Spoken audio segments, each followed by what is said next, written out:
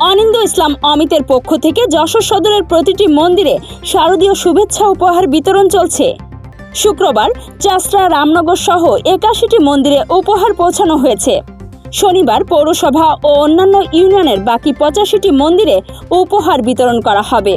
যশোর জেলা বিএনপির সভাপতি অ্যাডভোকেট সৈয়দ সাবিরুল হক সাবুর নেতৃত্বে উপহার বিতরণে অংশ নেন সদর উপজেলা বিএনপির সাধারণ সম্পাদক আনজারুল হক খোকন, সাংগঠনিক সম্পাদক আব্দুর রাজ্জাক, আশরাফুজ্জামান মিঠু, সহ সভাপতি শাহজালাল, মীর নূর ইমাম, সিরাজুল ইসলাম কামাল, বাংলাদেশ হিন্দু বৌদ্ধ খ্রিস্টান কল্যাণ ফ্রন্টের কেন্দ্রীয় কমিটির যুগ্ম মহাসচিব নির্মল কুমার বিট, যশোর জেলার সিনিয়র যুগ্ম আহ্বায়ক অধ্যাপক অলোক ঘোষ, অ্যাডভোকেট সুদীপ্ত কুমার ঘোষ, সুব্রত ঘোষ শুভ, বাঁধন হোর প্রমুখ।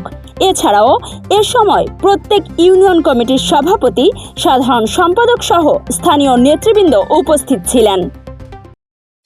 দেশ বিদেশের খবর সবার আগে জানতে ভিজিট করুন raddennews.net।